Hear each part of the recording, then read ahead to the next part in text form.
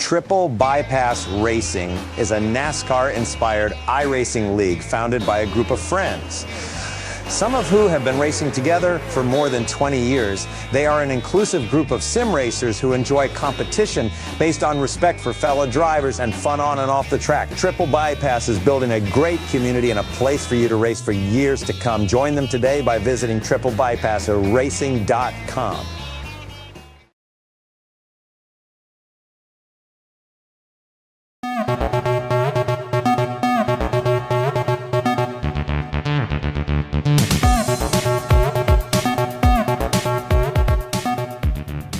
On September 12th, 2023, the Triple Bypass Late Model Series kicked off Season 3 with a thrilling race at Myrtle Beach Speedway. Over the course of 110 laps, this race saw 2 different leaders and 4 caution periods, making it an action-packed event with lots of green flag racing. Starting from pole position, newcomer Justin Hazlitt in car number 027 displayed a dominant performance throughout the race. Hazlitt showcased his racing prowess, leading the pack for 106 laps and securing a well-deserved victory. His fastest lap time of 18.9 seconds demonstrated his exceptional speed on the track. Jared Jackson, driving car 51, put up a strong fight and finished in second place, just 8/10 behind the leader. Jackson, in his first league start, earned 34 points, setting the stage for an exciting season ahead. Mark Herzog, in car 57, captured third place with terrific driving, while Ryan, the Mad Booper Hyatt, in car number 40, secured fourth place with remarkable tenacity. Matthew Perusini rounded out the top 5 finishers with another solid performance. The season opener at Myrtle Beach Speedway was a thrilling start to the Triple Bypass Late Model Series. With more exciting races ahead, this series promises to deliver intense competition and exhilarating moments. We hope you enjoyed this recap, and we'll see you next time.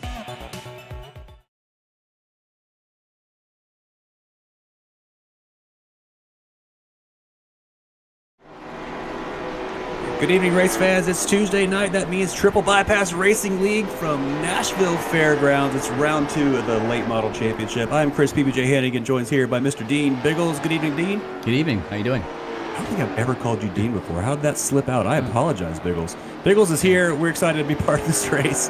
And, yeah, the drivers are doing their last little bit of qualifying laps for practice. Of course, Late Model Series here, they run practice as long as they need to set the grid for the heat races coming up here in just a minute. But the Thunder at the Fairgrounds, 100 laps of late model action here at Nashville Fairgrounds. Let's go right into the championship standings after round 1. Justin Hazlitt coming off his win last week, leading the point championship. Second place, Jared Jackson. Third place, Mark Herzog. Fourth place, tied with Ryan Hyatt and Matt Perzini. Matt, I apologize. You told me how to pronounce that last week, and I think I got it wrong again, but we're going to keep moving forward. Nick Halata in P6, Adam Schoen in P7, Jeff Slaughter in P8. Ben Harkin P9, and Al Corey is leading, or bringing up the tail of the field up in P10 of the top 10 of the point standings. So let's jump over to the track and see how these drivers are getting around this Nashville, Tennessee short track, half mile, late model. You see the cars slipping and sliding. Very interesting track. It's not a, I don't know how to say this. It's not really a multi-groove racetrack. It is very bumpy. It has a lot of character, a lot of fun to drive around. I was watching the cars in practice earlier, kind of trying to hug that white line all the way around the bottom of the racetrack, but the bumps are just making it go pretty squirrely for them, which makes it obviously much more fun to drive. You see these drivers here looking at Jeff Slaughter right now, trying to get that big run off of turn 4, throw it into turn 1, get as close as you can to that yellow line, get coming out of turn 2, slide it up to the wall, all the way up there. Kind of did a late apex there to carry all that speed down the back straightaway. Throws it in turn 3, middle lane. Can he cut it back down to the bottom? He does, rides it out to the wall. Let's see where that puts Slaughter on the board. Will he improve from P8? Doesn't seem like the fast time went in there, so he's going to stay in P8 for the moment. Currently, championship leader Hazlitt in P1, provisional pole for the heat races. And with that, we'll go ahead and bring in Dean Biggles. Hey, Biggles. How you doing? Yep, it's just sorting everything out in the background for the graphics and all the fantastic work we do on the production today. So our race sponsor is Ryan Hyatt. As you can see on the screen, and the car number 40. Taking care of business, Ryan. Appreciate that. Making sure the fans have something to watch, and Biggles working really hard here, folks. Make sure this broadcast is up and running, trying to work through all the hurdles of the STK. But we are here, we are live, and cars are on track. You can't really ask for much more there, Biggles. Good job. Yep, thank you very much. That's the qualifying session. Almost done and dusted at the moment. Just on the top. Look at that power slide, as you said. Yeah, well, they're just doing these quick one-lap sprints just to try to get as quick time while the tires are nice and fresh and rubbery and getting as much grip as they can. Got about 2.5 minutes left in the session here. Taking a look at Mr. Al Corey running his way around the track. Mr. Rafter himself going to run a little bit wide out of turn 4 right there. Let's see, is he actually doing a qualifying run or is he doing a... I need to update my timing. I don't actually have the laps on the tire set, so I can't give you that info, but I think he looks like he's actually doing a race run. He doesn't look like he's doing that late apex, trying to get the fast times down. He's currently P11 on the time sheets there, so that'll slot him into, I think, the first heat race, depending on how many cars actually go in, how they split them up. But yeah, Al's doing a good race run here. You see the car slide out of the corner. That's one of the things I'm going to watch tonight, Biggles, is the banking here isn't very steep, but it is steep enough, and it drops off when you come out of the corner where you get that nasty, like loose oversteer condition, and it makes the car super light. You got to kind of catch it. That will burn the tires up and make them, obviously harder to drive later in the run. As we hop on board now with Mr. Slaughter again. Jeff's still trying to improve his qualifying time here. Throws it into turn 1, is going to run that middle lane again. Try to get it all the way down to the yellow line, and he does. Look at the bumps. The bumps just throwing the car out. You see that little bit of oversteer there on exit. Car gets a little loose coming out. He's going to throw it right back down to the yellow line. Get it really close on exit. Get all that speed. Open the wheel. Take it out to the wall. Let's see if Jeff's going to improve. And no improvement. That's a 19.4. His fastest lap's 19.1, but he's still about 2/10 off of our pole sitter, Mr. Hazlitt, with an 18.8, the only driver in the 18.8s, and so far about a solid 10th over P2 with Nick Halder there. Yeah, it's riding on board currently at the moment. The man who's got the fastest time around this track, and they're on board the cockpit view, and you can see that, as you are well aware as a NextGen race driver as well there, Chris. I mean, won your race actually last week. You know how it feels to be in the lead of a race and challenging, but look at that, absolutely. You said how bumpy it is, isn't it, on the inside? You're really racing the track here. This is a great kind of facility where, you're racing other cars around you, yes, but you're really racing the track the whole time. You see how much input he's putting into that wheel. You flick the car in right here, kind of roll the brakes in a little bit, kind of squeeze the throttle back on, and as you hit across those bumps, you can see the car kind of hopping around, and you're chasing it around. That's what makes driving these cars fun. I've never driven to this track. Actually, we were just talking before the race. I don't even own this one, so it's fun to watch and learn something new along the way. But here's your grid for the start of Heat 1. It's going to be Mr. Hazlitt P1, Brian Dickens P2, Thomas has the other Hazlitt. I was confused there for a second. P3, James Honeycutt in P4, Jeff Slaughter P5, Al Corey P6, Clay Cantrell P7, Matt Harmon P8, Randy Jeffries rounding out the top 9 of Heat number 1. We get ready to go. 13 laps to determine the starting grid for the 100-lap feature coming up later tonight. Yeah, as well as if we do get cautions and stuff, we will try to drag some of the drivers in for a bit of a yarn, maybe. We have 9 of them currently at the moment on the grid. So we probably, a chance of cautions will be a lot less, I'd say. What it should be, but... I don't know. We saw how loose these cars were in practice on those first laps. Obviously, when you're going to the race trim, you're not going to drive the car quite as hard because you want to survive. You want the tires to last. Tires aren't really going to be concerned in this heat race because they're going to run what you brung, and it's just going to be what it's going to be. So you get a fresh set for the feature. And, of course, in the feature, though, there's no tires available for pit stops. So you have to run the same set the whole race. Fuel shouldn't be an issue, but obviously you want to take care of the tires all the way around. As we get set for the start of this race, they're going to do 2 pace laps to get the temperatures all where they need to be, get the fluids flowing where they need to be, get some little heat in those tires. A few drivers there doing some wiggles.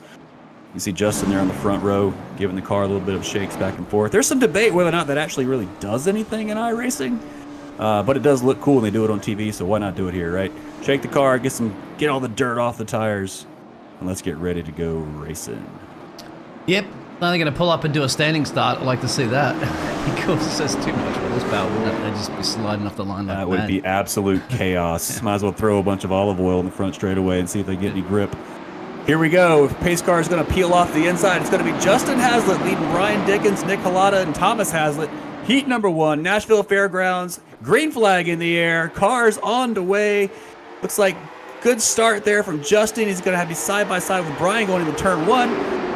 Nice and clean and tidy through turn 1. Looks like Nick may have dropped back just a little bit. Can't quite go on the pace of Justin. Got a great start. He's going to go ahead and clear Nick heading into P3. They're going to settle in single file behind him. We run through 3 and 4. Cars going to get nice and slidey off the corner. Everybody's keeping their cars in line. No one's really sliding out. No big incidents to report so far. Nice battle here for P2 though, as Brian Dickens is all under threat here from Nick Halda, who's getting very close, and also Thomas Haslett is big wiggle there from Brian Dickens out of P4 or turn 4.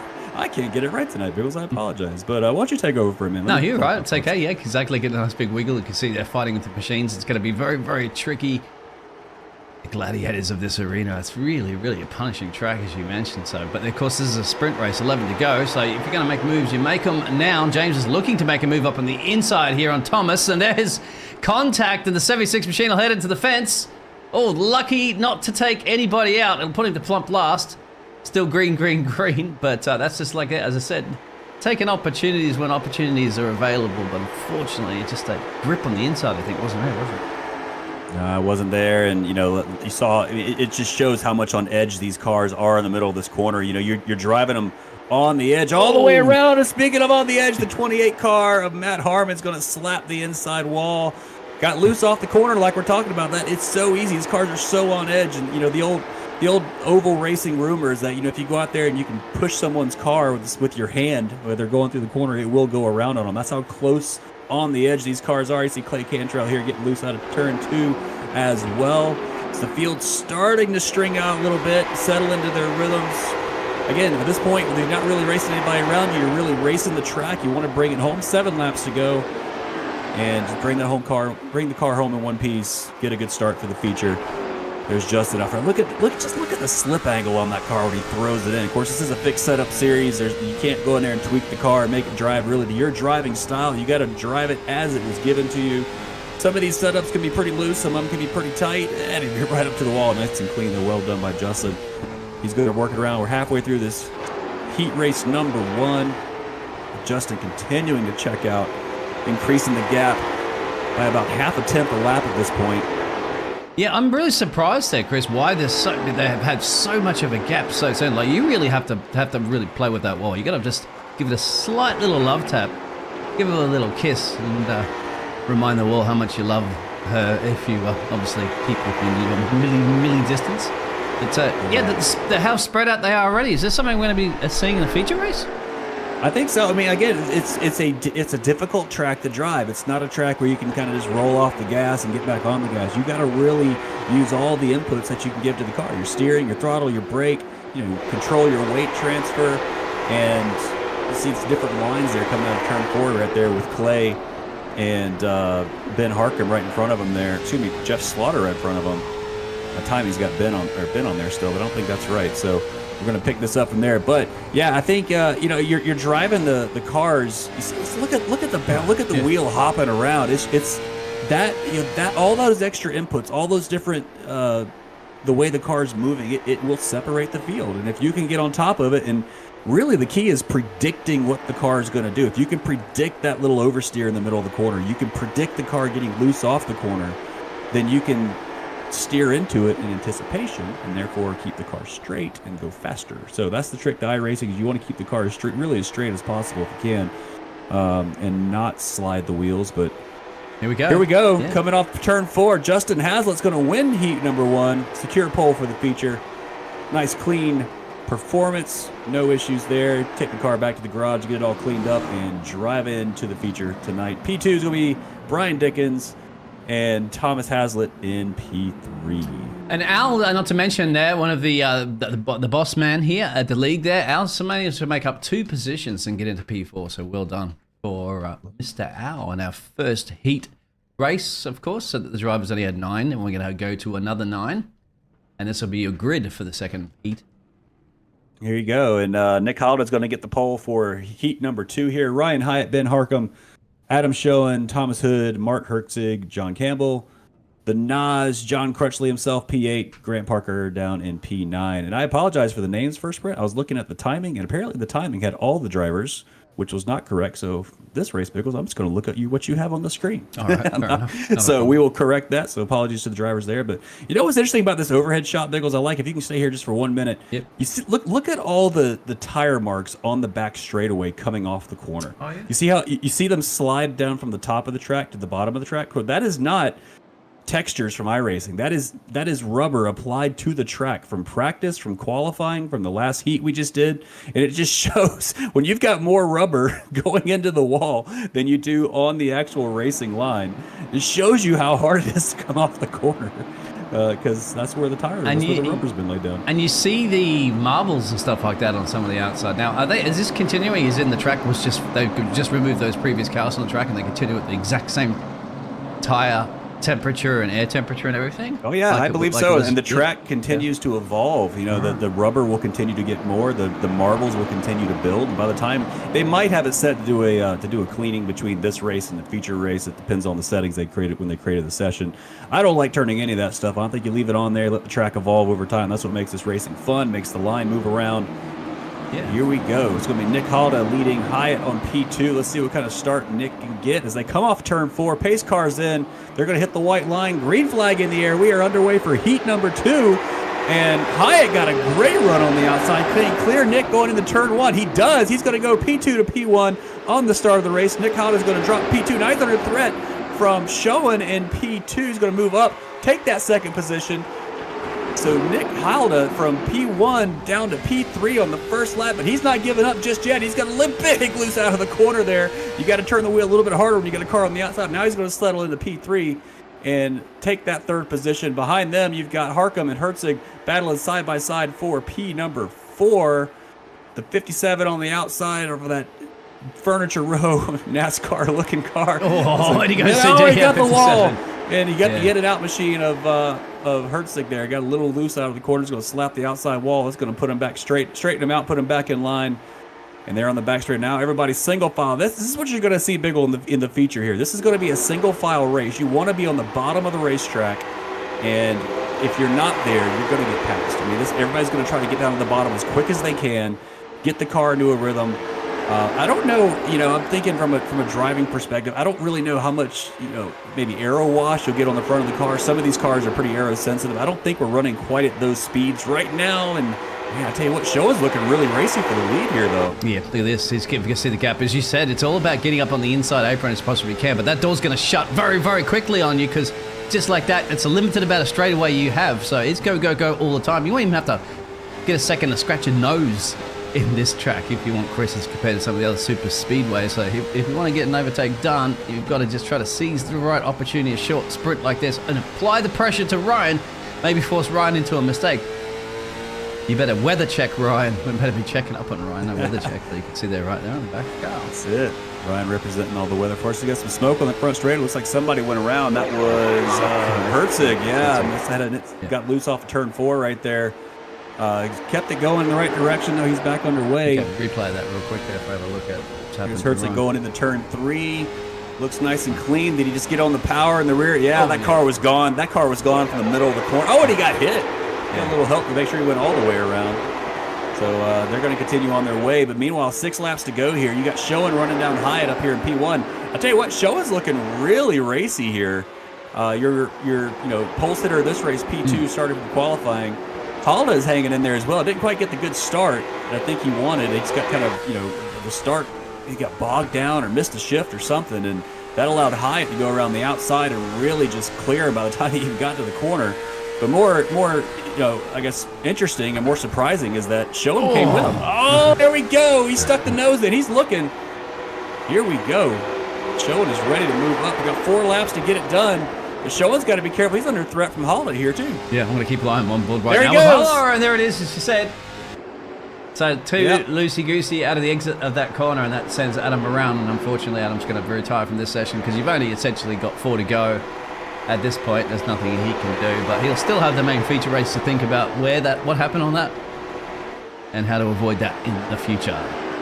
Yeah, I mean, these guys are obviously running a little bit harder right now than they're probably going to run in the feature because it is a sprint race. Like I said, it's only 3 laps to go here. You got to run as hard as you can.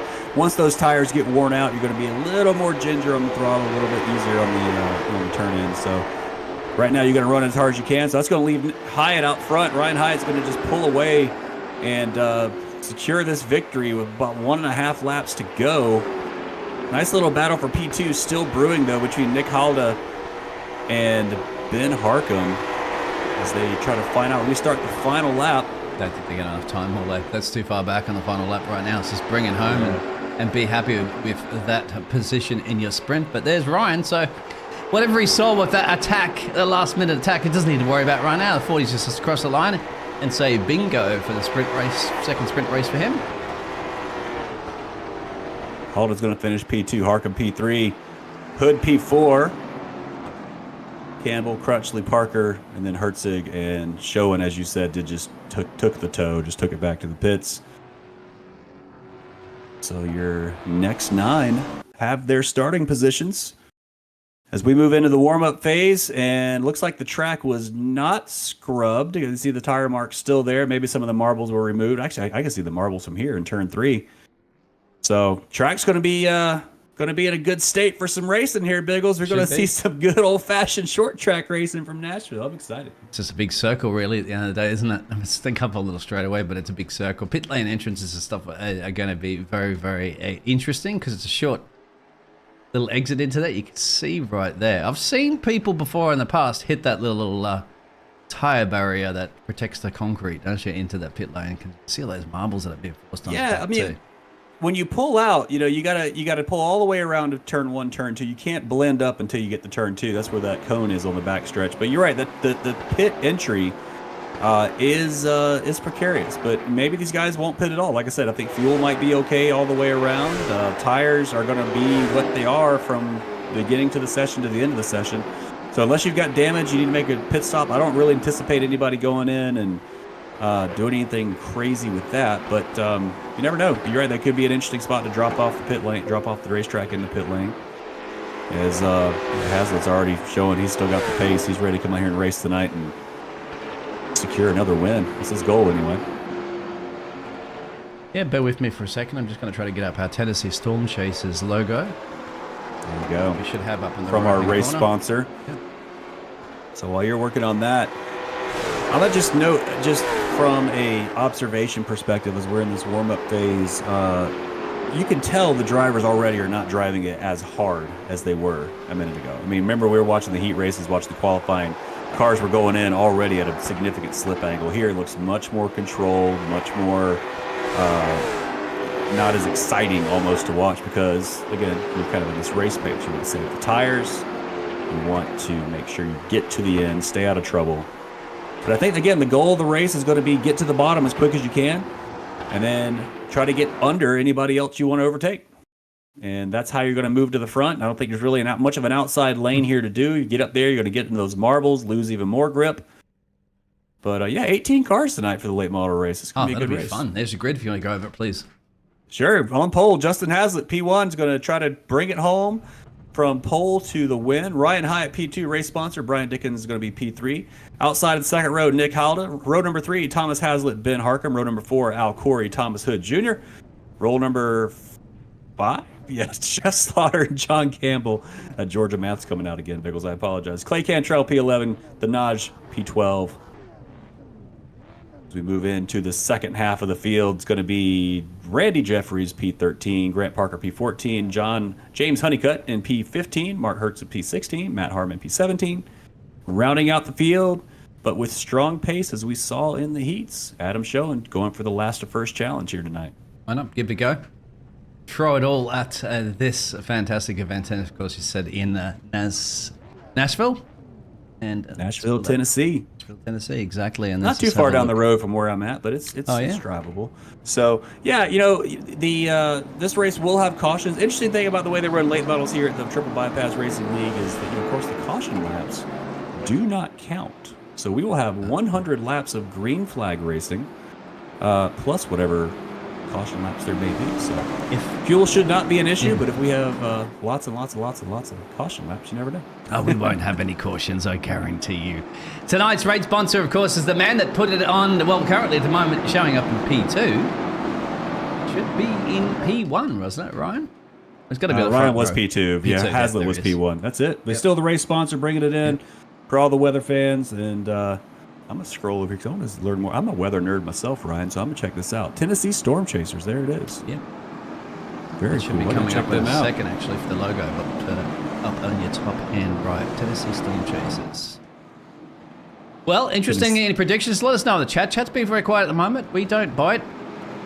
Chris might, but I don't. We don't bite much We won't anyway. tell nobody. It's all fine. What happens here stays here. It's all good. Triple Bypass Racing League, round 2, late model series from the Nashville Fairgrounds. It's going to be Justin Hazlitt leading the field off of turn number 4. Ryan Hyatt to the outside. They come up turn 4. Green flag in the air. We are racing in Nashville, and it looks like a good start from Justin. Ryan got another great start there on the outside. Could not quite get the move done like he did in the heats. He's going to drop down behind Justin here off of turn 2. They're already single file. 1, 2, 3, 4, 5, 6 cars single file now up front as everybody works their way out of turn number 4 to complete lap number 1. Actually, there it is in the background. We might have a first caution. Who was involved in that? Yellow, but yeah, it looks like they're going to keep going. Looks like it was the Furniture Row car. I think the 78 perhaps of actually, I'm not sure who it was. Was it Jeffrey? So yeah, so maybe got loose coming off the quarter. Couldn't see. There were a big gaggle of cars back there, 3 wide, so there's no telling. Maybe a little bit of contact. Maybe it's got on the apron a little bit, kind of upset the balance of the car. But we continue green. Got a battle here for Clay Cantrell and Slaughter. Yes, it's Hood behind him there. So both those drivers feel a little racy, trying to settle into their rhythm, and that's what this race needs to be. It is a rhythm race. John Campbell, they're trying to run the high line, work that in. Or just stay out of the way for people on the inside lane. Not sure. Let's see if he drops down to the bottom here. He's gonna drop down to the bottom there. So everybody's trying to get down to that bottom lane. It's where you want to be. We've lost Ben. Sure. Ben Harcum, unfortunately, has just disappeared from the race session. I was just wondering why he was dropping like a 929 stock exchange, and it's just purely because the man has not got a connection apparently. It's unfortunate to see. You don't want to see that right at the beginning of the race. And that's the equivalent of the car failure in real life, right? I mean, that is what we have. There's the 57 car. Already got damage on the right front of that. Yeah, he might have gotten into. I think Harcum was actually the car that went around earlier, so I think he got into Harcum or hit something else pretty hard. But whatever it was solid. You got the car. Thankfully, the tire looks like it's still going the right direction. As the 119's around, that's going to be Jeffries. Randy Jeffries is going to loop it coming out of, was it turn 4 maybe? Let's see. He's going to go into turn 3. He's got a little bit of damage on the left front of that car already too. And there it goes. Yep, just couldn't hang on to it off the corner. He's going to put some more damage on the left front of that car. Continue on his way. No yellow though. We're still racing. Yeah, 7, 8 down, 93 to go. We'll go quickly. Yeah, so Hazlitt's pulling away, about a half a second lead there over Ryan Hyatt P2, Brian Dickens P3. Top 4 still haven't really moved. They're still right where they started, but then you got the other Hazlitt, Thomas Hazlitt, down to P5, and then you start getting to some drivers on the move here. Jeff Slaughter already up P3, or 3 positions. Clay Cantrell up 4 positions. I think that was right around the same spot we saw Ben have that incident earlier. So these drivers working their way forward. Top 5 pulling away in their own little pack here. Continuing to just click off laps. That's what you want to do at this point. You just want to click off laps and get into this race. I wonder if Ben's back out. No.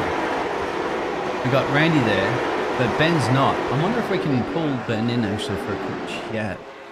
He is available. I usually do that under a caution car, so for now we'll probably think about doing that because that seems like it is like a Cat's 2G cable or something's being disconnected. Yeah, let's get a word from him under yellow. Maybe we'll try to grab him in pit lane and see what he's got to say because he's definitely not in the car at the moment. May have been related to the incident, may have been something related with the internet, who knows. But here's a nice battle. Thomas Hood on the 41 on the outside of the 79 car of Adam Schoen. Schoen's going to make that position. Remember, Schoen started at the back of the field here, and he's working his way toward the front. Some great pace there in that 79 machine. So he's going to work under the 76 now of, excuse me, the 76 of James Honeycutt. He's going to clear him going into turn 3. So there you go. Adam Schoen up 10 positions in the first 13 laps here. I don't know if he's going to have enough time to run to the front without a yellow because they're pulling away from him. Actually, look at 76. Speaking of 76, Honeycutt so don't want to give it up. He's saying, no, sir, I want that position right back. He's going to force Sean to stay on, or Adam to stay on the outside. But Adam's going to hold it anyway and continue to march his way toward the front. Shut the door on the inside apron as much as he possibly can. Now, obviously, the spotter you'll be having will be letting you know that the car's up on your left there, and they're just past you, basically side by side at that point. You can't turn in on them anymore and take the full racing line, so you've got to allow some space. There is your race leader, Justin, up the road there, but they're starting to pull him in. So you've got this gaggle of cars here. There's your top 5, and then you've got that gap to Jeff down the road here. It's all alone, Paul Jeffrey, with the 46 machine, and then further down the road you have this start to form another little pack again, as you said. So 2 packs and a couple of lone rangers here in the streets of Nashville Fairground for the 100, and we are 85 to go, 16 down. 16 down. Yeah, I mean, at this phase as a driver, if you're in that top pack, lap times are about half a second off they were from qualifying, so either you're saving tires or the tires are screaming already. I think it's probably a little combination of both. You don't want to run these tires off as too early, so obviously Justin Haslett here setting the pace for the field, and everyone else at this point, I mean, it's smart just to stay in line. I mean, he's setting the pace. You don't want to burn your tires. You don't want to try to do anything risky. If you go side by side, then the car behind you is going to get a run on you, so I mean, if I'm driving this phase, I'm just kind of running in line, not trying to make any big moves unless something presents itself or it makes an easy, low-risk maneuver. But, man, I tell you what, I love that 75 car. That is a cool paint scheme. That is there's some fantastic.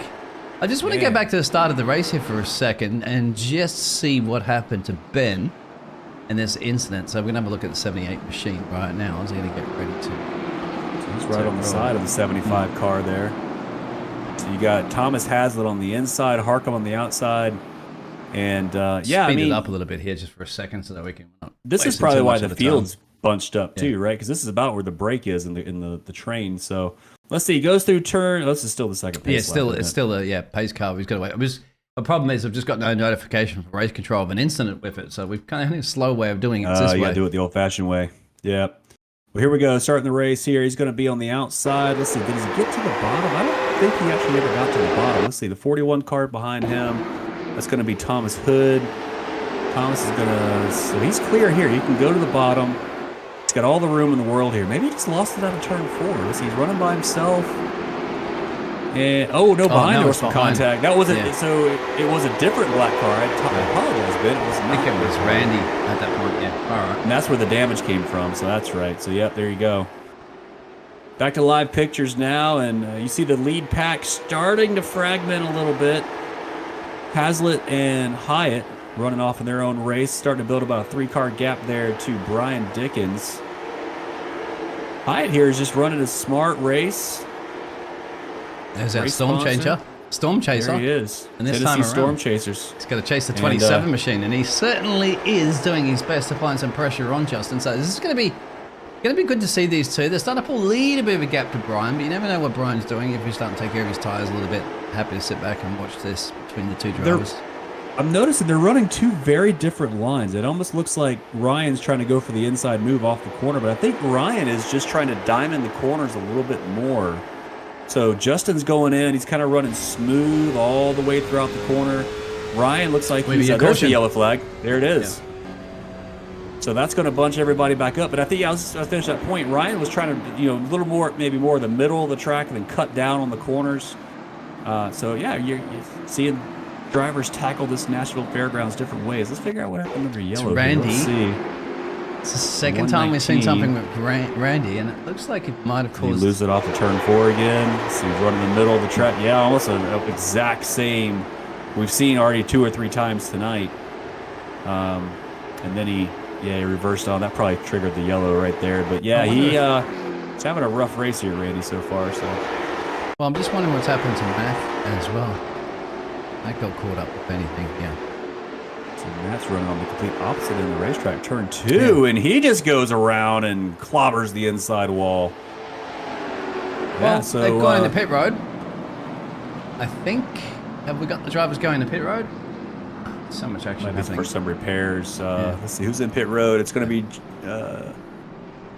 Actually, I can't tell Mark. here. Here you go. Herzig's going to pit. So he had some damage earlier. We saw that front fender flared up. So he's trying to take some repairs on that car right now. 48 of the Naj is in there as well. I didn't see him get collected anything, so maybe he's throwing some extra fuel in there, perhaps. Or he's in here for some time. Quick repairs. Yeah, Mark's got to go, or he's going to get a lap down. And there goes the pace car. So whatever it was important enough to get some repairs and go a lap down from this race. But maybe hoping for the lucky dog, get the wave around later on. So what we'll do at the moment is that we will originally pull in. Well, Ben, it looks like, because the thing with Ben, that looks like it was a technical issue more than anything, wasn't it? I'm going to find out. We'll bring Ben down here. Are you capable of doing that for a second? Oh. Yeah, I can grab Ben real quick. Let's see, where is Ben? Let's go over here. Beauty of the triple bring in Mr. bypass. Ben. There he is, into the broadcast booth. Mr. Ben Harkham, found you in pit road. Saw you dropped off the race there earlier. Oh, actually, you're back on track now. Everything okay with your connection in the car? Yeah, my internet had some difficulties and it sent me back to the main screen. I tried reconnecting back and it kept denying me. All right, brother. Well, I'm glad you're back in the race. Let's bring that Furniture Row car home. Drive it back up toward the front. Best of luck, brother. Yeah, appreciate it. That's what it was. It's what we assumed it was. And that's the thing, too, you, Chris, talk about with a lot of races. And it just happens, isn't it? Like, sim racing, technical issues that you have are something like your computer goes wrong, your internet connection, or your electricity, or anything like that, and that essentially can retire you from the session. As a real race car, as you know, can break down and cause frames and frustrations.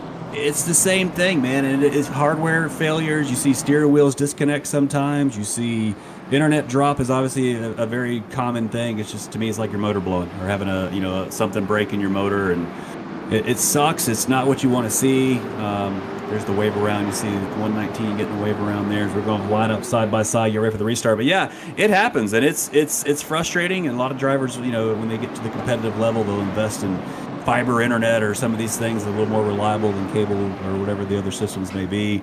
You get better hardware. Yeah, like you can get a modem with a router that can switch between 2 internets if you have it. But I'm not quite sure how that would work for your racing IP address and stuff. But anyway.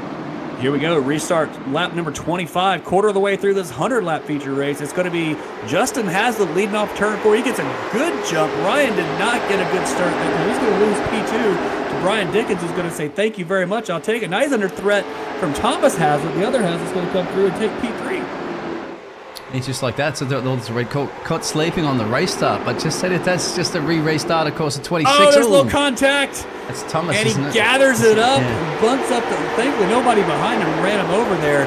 Yeah, I mean, Ryan was not one to give that place up. Now, Thomas has to be careful here. He's got, he was under threat there from Clay for a second. It's easy to get tilted in your brain when something like that happens. So I'm going to run that guy down and then forget there's a car inside of you and loop around again. But thankfully, everybody survived that. Now, what's really impressive there is everybody coming off turn 4 right there was able to check up and not run each other over. That is super easy to happen on a lap like this. So, there you go. Some tough racing between Ryan and Thomas there. Okay.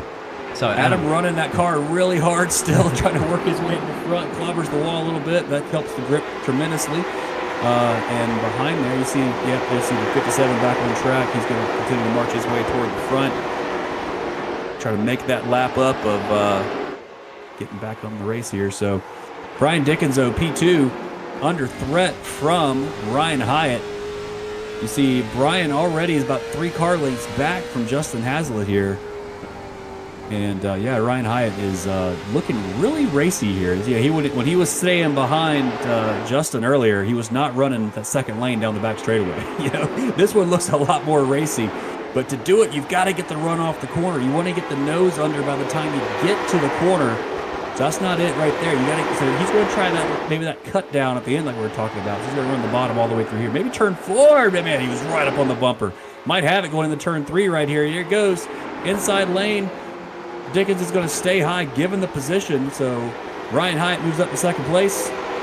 And continue his march back up toward Justin. That's how you get it done, isn't it? That's how you get it done now. But the thing is, Justin's a little bit more difficult, you'd say, to get that overtake. Dustin closes the door on him. Here is your next group of cars. Already we have these little packs forming, and after a few laps of our first caution of this evening, but we are 33 laps in, 68 to go. It will go pretty quickly. We're almost halfway through this race, or at least a third. Yeah, it shows how difficult it is to really pass here. And there was a little moment right there. That's going to result in the Napa car getting overtaken. That's going to be James Honeycutt getting overtaken there by Adam. And that started actually in the middle of turn 1. That was interesting to see. There was a little bit of a checkup, like 2 or 3 cars ahead of this. And everybody just was a little late on the throttle, trying not to run over the car in front of them. And yeah, Adam Schoen just took advantage and said, thank you. I will go down there and grab that position. As you see Honeycutt there, a little bit of a tire slide off of turn 2. That's some rubber on the road, so he's driving that car pretty hard. Yeah, staying back single file. Everybody's diving back down to the bottom. I think you're starting to get to this phase now where the tire wear, depending on how you've driven the car, will start to matter. It will start to show itself. If you've been driving it really hard at the start of the race and you're being aggressive on those inputs, your tires are going to be a little bit worse than the guy ahead of you. You're going to start to see some spreads forming here between the drivers. Look at the angle that everybody's pointing in when you take in the corner. This is a view that you would get as you're in your racing cockpit. Obviously, you can probably change it a little bit of how much you're going to see, but essentially, this is the perspective. Jeff's running a really low line all the way around. You see the 2 cars in front of him here. They're kind of angling the corner. Now Jeff's going to do the same thing. Yeah. So Jeff was diving into all the way down to that yellow line. There's an art to how you arc into the corners here. And you do that for 2 reasons. One, you want to keep your momentum up, right? You keep as high of a minimum speed you can in the corner. And of course, make the corner bigger, you can go faster, so you take a wider line. But the second part is your tires, too. If you take a shallower entry and a shallower exit, which is why they run all the way up to the wall, right? You open the wheel up, it saves your tires. And if whenever you cut in on the inside or cut down on the outside of the corner, it's going to scrape a little bit more of the rubber. Speaking of a scrape there, the 46 of Slaughter got big loose off of turn 4 that time. That's going to let Adam take another position. Again, he's just like a predator waiting in the cave, just waiting for a mistake. And speaking of the same thing, here comes Hyatt looking really racy on Justin Hazlitt here. Maybe Justin's saving his tires, or maybe the tires starting to show their wear. But in any case, Ryan Hyatt has totally caught up, closed the gap, and he is all over the rear bumper. Justin has it here. Yeah, this is as close as he's been actually, and further back, this is still occurring here between these Fairground cars. That's Jeff Slaughter there, James Honeycutt. They're at it side by side. That's the 46 machine there, the 76, the 46. So it ends in a 6. That's a great super racy back here in the back. Yeah, everybody's being really clean, being really respectful. You're not seeing cars get right on top of each other and push each other out the way. That'll come in the last 10 laps or so, but for now, everybody's just going to, get to the end of the race, keep the car in one piece. As Hazlitt here up in the lead's kind of pulled a slight gap here. Now he's running that diamond off the corner, and if you can get the speed off the corner, then it's gonna be so much harder for the guy behind you to catch up to you, because you've got to get the overtake done going into the corner, because our camera is able to go through the walls. That's cool. Go for it, cameras. It shows you how close they're running to the wall, Rex. I mean, they're close enough where the camera is going off. But Ryan gets such a good run off the corners. That's the difference between these 2 cars right now. They both go in about the same, but then watch coming off the corner. As of course, as soon as I put him on the spot, it doesn't really do it. But yeah, getting the run off the corner, getting alongside on the straightaway. Let's see off turn 4 if he can close it up here a little bit. And he didn't lose any time that time. So. It just shows that it's the different lines. See, they don't go right to the bottom. They go to the bottom right there, right at the end of the corner. They kind of run that half lane to 1 lane up in the middle to get the car settled. Right here, the car kind of plants down. Keep the turn in, get back on the throttle. The throttle will give the car a little bit more bite on the rear, which will give you a little more turn. Drive it down to the bottom, drive it up to the wall, and do another lap around. So. You see the exit that he has, it's much, much less off the wall here currently at the moment with that, I guess, the tow that he's getting. Now they have a bit of traffic up the road. That's Randy Jeffries, about to be lapped. So will Randy, should do the right thing, otherwise James would get fuming if you talk about James about blue flags. And it's all about ovals don't really have blue flags. Yeah. I mean, it's not, road course racing, absolutely, but ovals, it is an etiquette thing, though. I mean, if you're not racing for the lead, you're not really racing anybody. There's nothing to gain for racing the leaders. So I would expect Jeffries here just to kind of run that second lane. Not give him the whole track, but just run the second lane, run his race, stay about where he's at right there, and let the leaders go through unabated. Depends on whether they catch him quickly. Here it is. Yep. So they'll take him up. Dive into the corner. So he's going to run up high. Yeah. Yep. He's going to get out of the way. That's the sportsman-like thing to do. Well, he looks like he's dinged up in front there too. That front left. Well, he's hit that inside wall a handful of times already. Let's see it there. Changing the shape of that late model. But yeah. So he continues on his way. Back in the back, big wiggle there. It looks like Adam Schoen.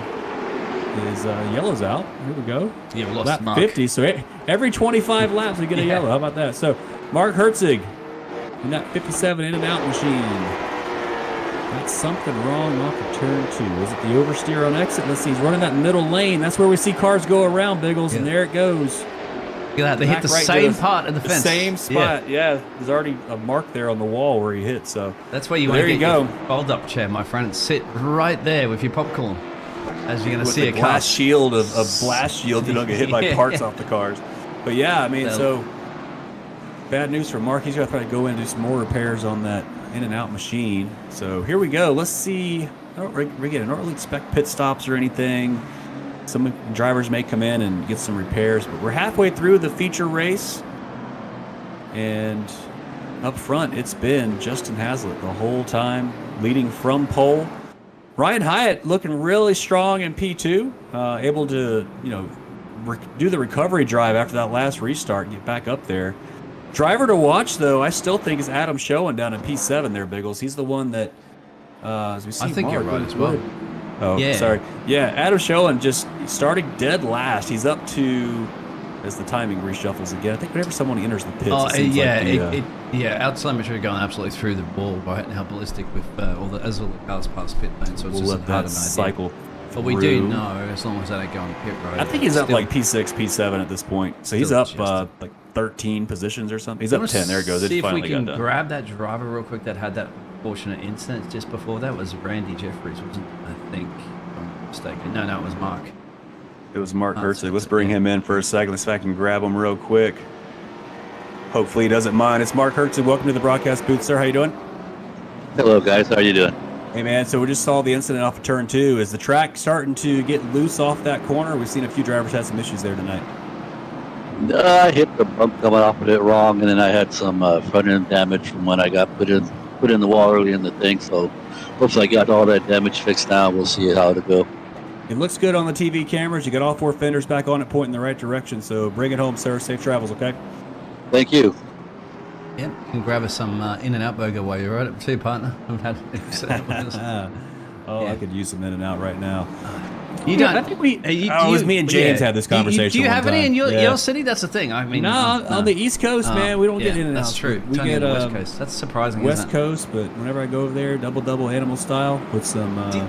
Do you think that's like a part of their business model? Obviously, just doing it because they know that people out on East are always going to come into it in their burger generally when they're visiting, right? So therefore, it works for me. If it so does, much it more, works. I guess, business from that. But anyway, rather than having to open it up, we get that pace car peeled in again. We were about to start lap 50 actually, so we'll officially reach that halfway point. I believe it should be around that, shouldn't it? Yes, you're right. Yep.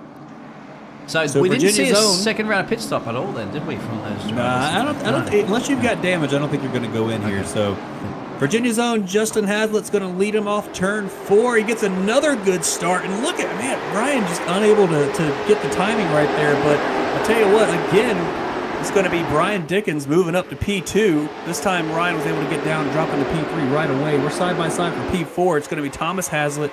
Clay Cantrell making an appearance in the top 5 now.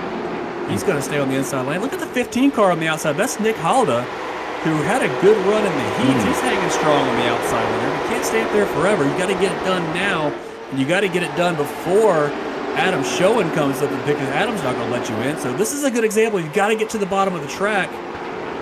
or else you're gonna get hung out to dry here, Biggles. And it looks like actually he's able to run that outside lane and hold the position. Well done there from Nick Halda. Really good job. Absolutely amazing. And I was on board there for a second to watch it from Adam's perspective. Is he's going to try to steal the position away there from Clay as well. Clay's the number 8 machine that you can see there with the sandpop, I think it is, on their bonnet. There he goes. He's going to get that move done, and he's got to stay. But look at the run off the corner that Clay was able to get. The corners are so long here, though, that you really don't have enough momentum or the straightaways aren't really long enough to have momentum to take full use of that. So I think Adam's going to clear him here in the next lap or two, and he'll take that position. What you got to watch for is can Clay drop down behind him, or is the 7-6 machine of James Honeycutt going to get in there? And he does. You got to get down to that bottom lane. Easy to lose 3 or 4 positions here. There is a gap behind Honeycutt. If he could drop in front of Slaughter, he needs to get down. He might be able to do it here in the turn 1. Is he going to clear him? He's going to try. He thought about it, but no. Honeycutt said, "No, sir, not yet. I'm going to keep fighting you here to get on the back straightaway." Still side by side. 46 Slaughter there, right behind, ready to pounce and make a move here as well. Bumping and grinding is racing and driving between them as well too. Is it going to allow enough space? Very, very good for the gentleman to do that. Gentleman space, let's say, but of course on the absolute limit they would do that. In real NASCAR do that. They get out and punch each other and get very upset. They were definitely leaning on each other right there off of turn 4. But yeah, here he's got to drop in behind him. I mean, it might be worth just kind of rolling the throttle off early and dropping down, but he's getting such a good run off the corner. It makes it really hard as a driver to say, I'm gonna concede that position. Oh. And there he goes. I think there was a little bit of contact that time. 76 around, yellow was out. That may have been that bump that Mark was talking about right in the middle of the corner. We get another look at that one in the middle. It looked like it almost looked like Clay just got a huge amount of grip in the middle of the corner, and the car just went straight to the bottom and pivoted Honeycutt. Let's see, right there. The car just hooks up, shoots right across Honeycutt, and again, just a little bit of contact off that corner is all it takes, and Honeycutt hits our favorite spot on the wall. So we go back and look at that replay and see so we get a different perspective of it. Let's see from about the car here. It'll just lunge. They're both running middle. Now watch the 8 car just shoot down to the bottom right there. I mean, I don't think he meant to do that, but maybe he was trying to squeeze him a little bit. But unfortunately for Honeycutt, it sent that Napa machine all the way around. He will go in, and Matt will go in as well too. So perhaps we can pull Honeycutt in here in a second once he does his pit stop. Yeah, let's get his pit because stop that's great done. racing between them, and we wanted to see his perspective of it.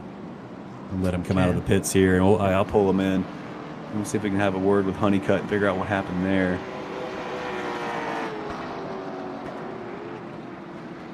He works his way onto the back straightaway. Yeah, it's good to wait for him to come out of the pits, isn't it? Because it's very easy, as you know. It's get a penalty. It's so easy there. Yeah. So let's bring in James Honeycutt into the broadcast booth. James, you got a copy? 10-4. Hey man, we saw the replay of that with you and Clay Cantrell in turn 2. It looks like he kind of squeezed you there, perhaps off of turn 2, and y'all came together. Yeah, I think I got squeezed a little bit there. It's just one of those racing deals, unfortunately. Second time it's happened to me tonight, first being in the heat, but we've been racing good the last couple of laps, door to door, so hopefully I can avoid that and get a decent finish here. Were you able to get all the damage repaired on the car? Yeah, I got all the damage repaired. I'm more concerned about the tires because now I got to race a lot more conservatively. Yeah. Well, best of luck, brother, and I'll see you at the end, okay? 10-4, thanks so much. That was James Honeycutt at the moment. He has taken a pit stop, but obviously didn't take tyres, as you just mentioned there. Why would you take the tyres? Just lose too much time? They actually don't let you take tires. Oh, they don't let you take tires? There's no new tires to get, so you have to run the same set all the way through. So you're forced. I think, honestly, if you could, I think everybody would have changed them by now, to be completely fair. So, but there you go. So that's tough, isn't it? Especially if you're involved in an incident like that. I mean, I know that iRacing doesn't really have flat spots so much on your tire simulated, does it? So, I mean, wouldn't be driving like what? No, I think it's overall square tires kind of thing, isn't it? I think I've seen some things on some cars where they do simulate that, but I think it's just an overall, like your tire will go down like 2% or something on the there. Of course, it does model it does model more than just one number. It's the inner, middle, and outer both get modeled on different percentages and tire temperatures and things. So you can easily wear the inside of your tire, perhaps if your cambers are all set in correctly and things. So, yeah, I mean, either way, it doesn't help the car, obviously, to do that. But here we go. Let's see, Justin's been getting some great starts here, but now he's got Ryan behind him. This is the first time we've seen Ryan on the rear. Now he's going to have Brian Dickens on the outside. So let's see what kind of jump Hazlitt can get on Hyatt here off the corner. He's going, and again, Ryan just doesn't get the launch off the corner, but Brian Dickens did. He's going to stay outside. Can he drop it down into P2? He's not going to be able to, because the other Hazlitt, Thomas Hazlitt's going to be taking the inside position, going for that second place. He's got the inside line through 3 and 4. Let's see if Dickens can drop down in front of Hyatt. He's going to try, but Hyatt got a big run off the corner, fit it into turn 1. And now he might lose 2 positions here on the start unless he gets a big run off the corner. That's that run off the corner, Biggles, that you need right there to hold the position. What's going to be interesting now is that you got the man that's been making his way up from last to first to challenge this contact, and that's Adam. Adam behind him. Adam Sherwin, we all know, has just been eating up cars slowly one by one through the field, and he's now on the back there of Ryan. So this is going to be a fantastic battle between the two. I essentially have to say the two most overtakers, really active overtakers so far in this race. Yeah, it looked like Ryan Hyatt actually got in the back of Dickens there a little bit, but but Adam Sherwin's right there, and he's ready to pounce. He's up to P5, up 13 positions here, and he's in a good spot to get a top 3 in this race. Going to turn 3, get the 46 car diving under the 15. That's going to be Jeff Slaughter overtaking Nick Howler there. Nick not having a good race. He started up in P4, I think, perhaps, and he's just going the wrong direction, struggling in that late model there. Yeah, but maybe, for all you know, I mean, got Al Khoury here at the moment, so you've got the boss man in town here, the Texan. Al's going to race him clean. Yeah, he's going to try to. He's going to stay on the inside. But again, you can't get to that bottom. You're just like hung out to dry out there, Biggles. You got to get to the bottom unless you can get one of these big runs. Look a little racy right there. And that looks scary for a second, diving into the corner. Both those cars sliding all the way in. Well, there you go. Halda's going to take Halda's going to take the position there and pull away from Al Khoury on the outside lane. Just carry that momentum all the way through. Well, I do apologise because there's some fireworks going off in the background, so you're going to have to continue here, partner. Is that what that is? I thought somebody trying to beat your door down. But there it is.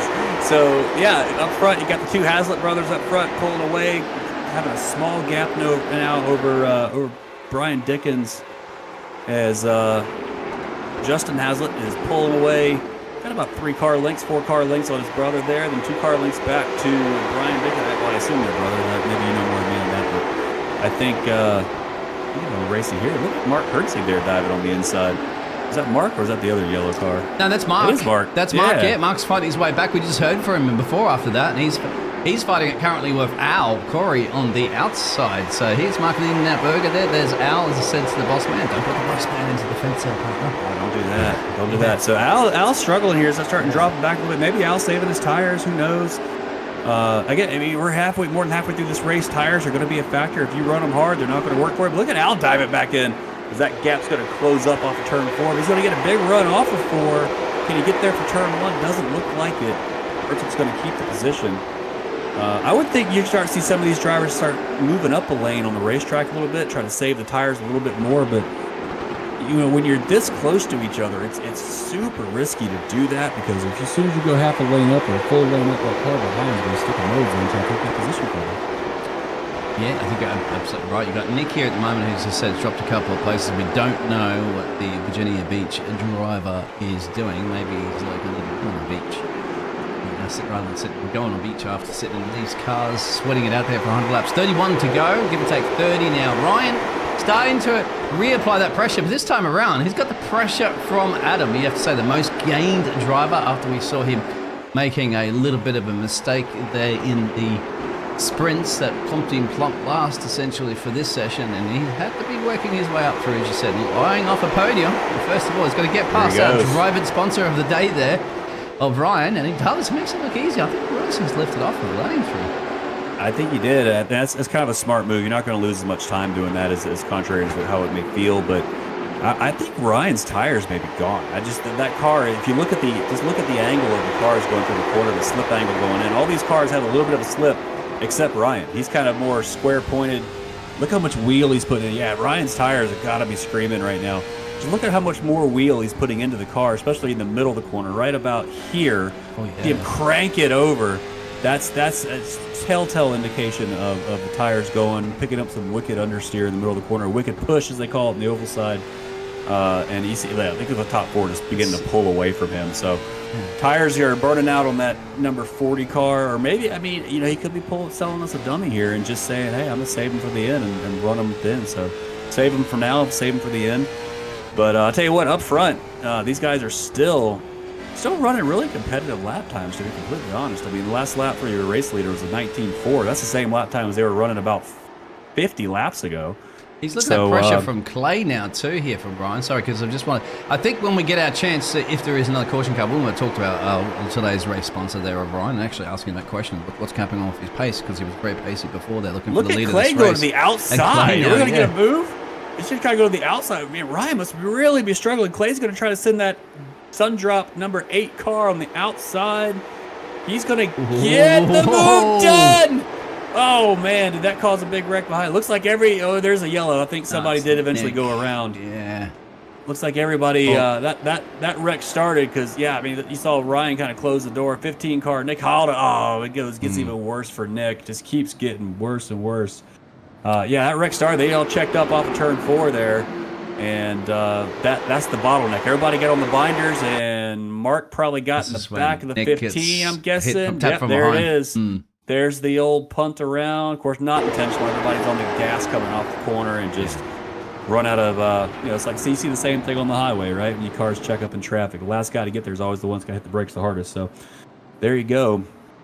It's going to be Nick Halda getting the worst end of that deal as the field's going to rebunch. Let's see if we can talk to... Yeah, he shouldn't need a pit on that one, should he? Because it didn't look like too much. It's just a spin around, so he shouldn't need a box. Yeah, see if we can grab, obviously, our driver, sponsor of the day that I mentioned before. I'm looking for him in the chat. I don't actually see him Brian's in the not chat. In? Oh. So... All right, well, wait, no, is this... That might be him. Actually, hang on a second. Let me see. My Discord's not big enough to see the whole name, so let me make it bigger. Ryan the Mad Booper. What else we got? That's him. Let's bring him in. Let's talk to Ryan real quick. Hey, Ryan's Chris and Biggles in the booth. You got a copy? Yes, sir. What's up? Hey, man, we just wanted to check in with you. As, obviously had a strong start, strong middle sector there. Settle into the last 25 laps of this race. It looks like the tires maybe are going off on your car. You're struggling for pace out there. What's going on? Got a little bit in the air too much of the car in front of me, so it killed the up front a little bit. So you're not wrong. You think you think the guys in front of you tires are going to fall off eventually as well and be able to race these guys at the end, or you think it's just going to be what it's going to be toward the end of the race? I'm not for sure. I don't know how the leaders' tires would be much different than mine because, we're running the same pace up until that next to last caution. So I really don't know how that's going to play out for them, but we'll see. All right, buddy. We wish you the best of luck. Thank you and the Tennessee Storm Chasers for sponsoring the race tonight. Good luck at the end, okay? Yes, sir. Thank you. Yeah, so cool, calm, and collective, a lot of these gentlemen are. But how you can get very, very heated. I'm sure they get a little bit more heated in the car when the incidents do happen. Sure. A few of those. Sure. But you're also been in many leagues as well too, Chris, like when everybody isn't chat. I don't know what goes on in those chats, if there's a few curse words that are at somebody, but generally most of the time, in order to have all the drivers in the chat having a bit of a yarn to each other, perhaps sometimes during a race or stuff, it's got to be pretty good, isn't it? It's, honestly, it's not a very common thing because a lot of drivers, they don't like to have the chatter. They don't like to have everybody talking while they're trying to focus. And I've been in, obviously, I've been in some leagues where we just have to get used to that sort of thing, and I've grown used to it. But I was one of those guys for a long time. I didn't like hearing other people. I like to be in my own mind, think about my own thing. But these guys, after the couple of races I've done with them so far, they are very, very civil, very polite. They respect each other. The chat does, it does happen, but it's generally pretty quiet when everybody's in the heat of the moment. So But yeah, you're absolutely right too. If you bring one of these guys in about 30 seconds after an incident, you might not get something that's airable on the YouTube. Yeah. So. Imagine, I mean, you couldn't even do that to Formula One drivers, could you? You couldn't try to imagine having all the Formula One drivers in one chat during a caution or something like that. I mean, absolute chaos. But then again, they remember too out there, if everybody's listening, they are told to do that. We're going to go green anyway. We'll yarn about that one later. 25 to go, 24 to go. Here we go. Yeah, Justin again got a big jump there over his brother. His brother's going to be hung out to dry now. It looks like Brian Dickens. Oh, Brian Dickens had to check up in the middle of the corner and almost got turned by Adam right there. Adam's going to be forced on the outside now for Clay Cantrell. Can Clay get a nose in there and try to get something done here? It looks like, no, not yet. Is it Adam's going to try to go around the outside? Look at him. He's going to try to force it off turn 2. Send that white car around the outside. He's sliding it out the corner. So it's going to be Brian Dickens and Adam Show in turns 3 and 4. Is Adam going to get the huge run off of turn 4? He's got a big one, but I don't know if he's going to be able to clear him. That 22, excuse me, the 22 has been strong all night. And they're still side by side. Clay's right there just looking at his chops, waiting to say which one of you guys are going to go, because I'm going to follow you. Because Adam Schoen is just showing everybody how strong he is on the outside lane. He might be able to clear him here. Not quite. Can he get the run off at 4? Man, can Brian keep it on the bottom and stay off each other off the corner? There's the big run that he needs. Is he going to clear him into 3? Not quite. Can't quite close the door. That's which one you want to clear him by the time you get into that corner. Man, Clay's got a great view of this battle because it looks like he's going to get super close. Not quite going to clear him yet. They're getting. Oh man, I think Brian's is going to be a little racy here. He's going to start leaning on him a little bit. Can't quite get him cleared in turn 3 this time. Can they stay off of each other? Oh man, this super clean driving here between these two. I'm surprised they haven't come to blows yet. Oh, that may have been a nice little wiggle right there. The little wiggles like that could actually do a lot to make these overtakes happen. Get the guy off the throttle a little bit sooner. Oh, and we saw the contact. He might have him. There he goes. Yeah, yep. we saw that little contact that he elected to lift. But we've had a caution anyway, so... And that was John Campbell further at the back there. And we'll see. Maybe a few other cars have been... Yep. Oh, and unfortunately with Ryan too, I think they've come together. Is this a squeeze into the fence? Yes, it is. Oh, no. Oh, and that tap to 76 is going back in. Is going to hit Ryan again. So, multi-car incident. Yeah, straight into Ryan. Come on, he's the driver sponsor of the day. Why is everybody picking on him? Man, yeah. Ryan had 2 wrecks right there. That's not what you want to see. So that whole accident started off at turn 2 there when John got loose off the corner and stayed in the throttle and just overcorrected it. So right here, that car's out of control. It is sideways, it's loose, and he's going to just do a little correction back to the right there. Yeah. And it grips and it closes the gap. I mean, the other thing, I mean, as I was narrating that, I wasn't really seeing what I was actually saying, though. I wonder if maybe there was a little net code there and it kind of brought the cars together. But then, we'll the 76 on board then. Yeah, well, let's see. Can we get a view from maybe get a view from the 76 car? Okay, the 76 we can do that. Was over here, James. Yeah. Yeah, so he's going to see. So watch coming off the corner here. Is there a little bit of contact between these two guys, or did he really just overcorrect? So the car doesn't really look out of control. Oh, there was net code right there. There were 2 hits. A little bit of net code. Oh, that's not what there was room there. That's unfortunate. Man, and the 76 went for a wild ride there. It took a few of the other cars out actually behind too. I think we had a couple more involved, but it's sometimes a little funny. Here's Mr. Honeycutt that goes into pit road. Who would you like to have a quick chat to? I was thinking Adam now, because if I'm not mistaken, Adam's up in a P3, the most gains in this race, and he still has a chance to win it if he can beat the Hazlitt brothers. I think Adam's a great target. Let's bring him into the booth here. Let's see if he's willing to talk to us. And there he is, Mr. Shoes himself in the broadcast booth. Mr. Adam, you got a copy? Yes, sir. Hey, buddy, it's been a dominating and exciting race to watch for you so far. 18 laps to go. You got yourself up to P3. How are the tires holding up, and do you think you've got a run for the Hertzigs up there? I'm hoping. They're both really fast, so I've been trying to save and pass, but I don't know. I mean, that last run, I think, I was really fighting for that P3 because I knew if the caution came out, I had to be on the inside, so I might have did a little damage, but we'll see. Yeah, you were running pretty hard there on the outside. I called on the Herzig. They're actually the Haslets. I apologize for that. But yeah, I think you've had an exciting race. Obviously, the heat race didn't quite work out the way you wanted, but you are back up front. You've got a real shot at both these guys. And so, what's the strategy here? You're going to be on the inside for the restart.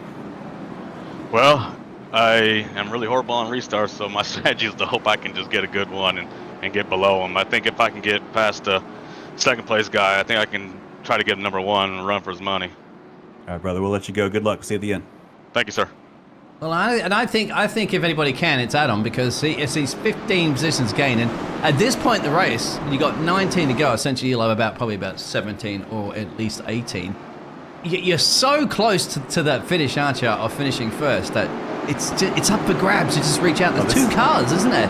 He's going to give it here. He's going to give it. Yep.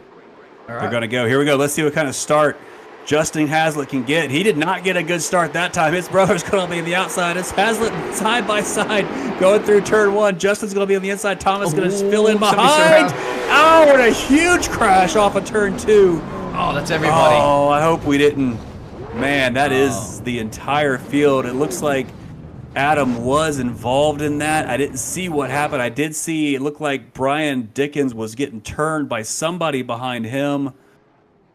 Oh, there's so much damage on these cars. Yeah, we're gonna have to go to a blimp or something and have a look at this, because it's Brian, so much. Brian had a bad run off of turn 4 there, so he's in front, or he's behind of. I think that's that's Adam behind Brian there, here, right? And he does, yeah, a little bit of contact, and then Adam's gonna. Adam just moved right up into Herzig there, and that just got Clay, got everybody. I mean, the 46 car got through that mess. He's the only car that got through that, I think unscathed. Squeezes through there as well, yeah. Oh, I hope we didn't just jinx it exactly as you mentioned. Every time we talk into these drivers, they're... I don't want to bring anybody else in anymore. I don't want to bring anybody else in anymore either. Exactly, because that's just... Now they're on pit road for a lot. There's a lot of drivers in there. You've got Grant in there. You've got Mark. You got... I'll tell you what, is there any way we can watch that from the... What was it, the 46 car that made it through? That, because... You're right. A couple of those guys, only 2 cars, I think, made it through this whole thing. Here's the 46. Sorry, the timing board's going crazy here at the moment. Yeah, it's doing it for me as well. So let's see the 46. So he's going to see 5 cars in front of him here start wrecking. So there's the first one. There's out to the outside. He's going to stay to the left side. You see a car. Yeah, you see Adam just flying. Wow. What a Jeff! And great tip of the cap to you, sir. Great job getting through. And that was half speed. So obviously we're going to do that again at full speed, if we can. And well, of course, on board the cockpit. Well, this is full speed for him. I mean, it just happens on a dime. It's so fast. Have to do that quick again. So. What was the other car? Was it the 40 car that made it through? Look at that. That's a split-second reaction. That's just, I mean, he just commit to a lane there and hope it makes it through. This is Grant. Grant just stopped on the track. Yeah. He's like, y'all go ahead and settle this out. It's like track block. Wow. It's like the traffic to get into the track when it's pace car don't care. Pace car is going to roll through there. All right. Wow. There you go. So the big one happens at Nashville Fairgrounds. 17 to go. That's going to bunch everybody up. You see everybody getting the repairs. Unfortunately, I think the worst casualty in that's going to be the guy with the big run, Adam Schoen. Adam, yeah, look at that. Just got his whole front bumper removed. He's got a fresh one on the car now. Man. The big winner there, though, is going to be the 46 car. Ryan back into play again now, doesn't it? So it does. You got the Haslett. You got Jeff. Now, you got to think, Jeff's been that little quiet achiever as well, too, because Jeff's been getting the job done. Remember, he's been very difficult to overtake. He's been putting the power up. He's putting a nice fight up. He's now got a possibility of... It's really who wants to beat the brothers. That's the key, isn't it? You got to get past Let's see if we can bring Jeff in here real quick. I think so they're not going green just yet. Let's see if I can grab Jeff. He's the only Canadian. Bring him into the booth. Jeff, this is PBJ and Biggles in the booth. You got a copy? Yeah, loud and clear. Hey, buddy. Great job getting through that incident coming out of turn 2. Oh, you're going green. I'll let you go, brother. Yeah, have fun. Sorry. There he goes. They got fooled by the single file restart there. And sorry, Jeff. And I hate to see him get overtaken by Ryan. He's going to try to close the door, and he does. Okay, good. So, Jeff, I apologize, brother. We thought you were heading another lap green there. So here we go. Haslett brothers up front. Slaughter, Hyatt. top 4, and Crutchley up to P5 after all that mass accident happened there. So nice little shake up in the field, and they're wrecking again. Oh. So I saw they're still wrecking. Yeah, everybody here, that now the patience is done, Biggles. Everybody here is just we're ready to go racing. Anger's starting to kick in, we reckon, a little bit here or not. I mean, that's Randy again. Now, I wonder if this is the same place that Randy had lost it early. He's on the high wall here. Yeah, that high lane. We've seen drivers lose it. I think did the 28 come up into him here, or? Yeah, there it is. The old hook off the corner. That's the that's the classic. You weren't clear. Well, I guess now we have another caution you can pull in. Let's try Jeff one more time if he'll allow it. Okay, Jeff, we're back in the booth. Sorry about that, brother. We thought you guys had another lap of yellow there. You got a copy? Oh yeah, I got you, Lemon. All right, sorry about that. So let's reset. You did a great job getting through the big accident off of turn 2. You find yourself up to P3 with 15 laps to go. Inside lane for the restart. Do you got something for the brothers? I don't know. We'll see. I think I used up most of my tires. I'm hoping I still got a little bit left. The car still feels good, so we'll see what happens. Cool. I think you were actually just you and one other guy, the only 2 drivers to make it through that accident without getting collected in it. So tip of the cap to you there. Wish you best of luck, and we'll see you here in the last 15 laps. What you get done, okay? All right, awesome. Thanks, guys. Appreciate it. Amen. All right, there goes Jeff. So Grant's going in. Unfortunately, Mark said to sit there for some time to ding that out, isn't it? So the In-N-Out Burger machine. So let's see if we can maybe get one more word in here. I want to grab the brothers are not in a place where I can pull them in, so maybe they're in their own little chat. Fair enough. Yeah. You can always pull in. What's Al been doing? I mean, Al obviously is the boss man. I mean, it's he's been up and down through the field. I don't know. It's up to you.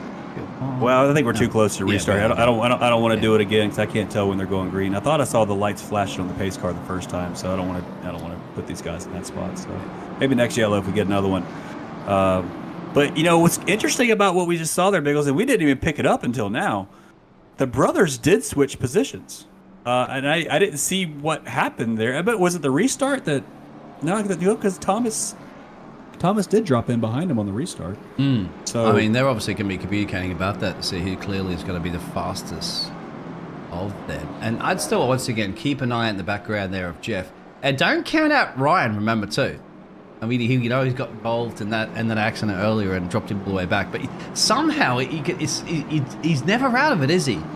Our driver sponsor of the day, because he's back into a 5th position with a capable. He's in a good spot. Yeah, I think he's actually 4th position. Sorry. Yeah, the timing's still going crazy, but I think he's P4. He's going to be on the outside lane on the restart. So, I mean, good position here is if you can get to. Well, no, I take it back. They're restarting single file, so everything I said about inside lane, outside lane is not true. Why did they do that single file now? Just real quick question, because I'm confused with that. I've seen, or actually they're going double file. So, yeah, I don't know. That was interesting. So maybe the admins can in the league, they can say, hey, we're going to go single file. They can switch that setting on the fly. Okay. So maybe they just, with 3 yellows in a row, they said, all right, guys, settle it down. We're going to go single file for this restart. So, but here you go. Thomas Hazlitt on the inside of Justin Hazlitt. Look at Thomas going to run that middle lane, keep him all the way up and get the big dive down off the corner. There it goes. Get the big run.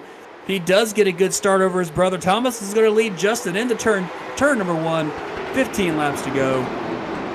Clear P3 behind easily there. You got Slaughter's going to be all under threat from Ryan. Slaughter does not get a good exit. We've seen Ryan have such a good run off the corners all night in that number 40 car, but he doesn't get it done there. He's just going to settle back in. I think maybe if those tires are worn, once they get back up to temperature, you're going to see that spread start to form. But yeah, he's already dropping back into the clutches here of Honeycutt, which, by the way, good Honeycutt back up to P5 after having that car almost go upside down. He's got Clay Cantrell behind him, but right on board with the Naj. Going to go into the inside of Cantrell here. Now you got Brian showing back up to the party. He's going to miss the corner there a little bit, but look at the Naj. Send it on the inside. He's going to work his way. He's going to get a nice bump here, perhaps. Nope, not quite, but the Naj is going to send it up the inside of Ryan. That's going to move him up to P5 as he tries to follow Honeycutt up to the leaders. Yeah, well, Ryan's struggling for the grip, as you mentioned as well too. He's got clay. He's just had. Since he gets up at the Highline, he's got nothing out there anymore, is it? It's just that's where the marbles. Smack the wall right there. That's not going to help. Yeah, see, it's maybe the damage that he has on that car from before. And then we have another caution. Unfortunately, that's Ben this time around that we spoke to at the start. Parking around. Yeah, I think Ryan's tires are just toast, and him smacking that wall has probably just changed the geometry of that right front tire a little bit. Let's see what happened to Harkham here. He's going to be in that middle lane. Oh, he's really high up in the marbles, and it's got that car was gone the entire corner into our favorite spot of the wall. Yeah. And he's gonna hit it again for fun, not for fun. So we got a couple of laps in again. So we are slowly chiseling it down. 11 to go now. Let's see who we can bring in this time. Who's our lead runner there? It's going to be. I think we did talk to. Obviously, Slaughter already. Maybe we get a word with. Can't speak to the race leaders. Honeycutt. We talked to him. Let's bring the Naj in here. Yeah, the Naj. Naj having a good race, and I can bring him in here.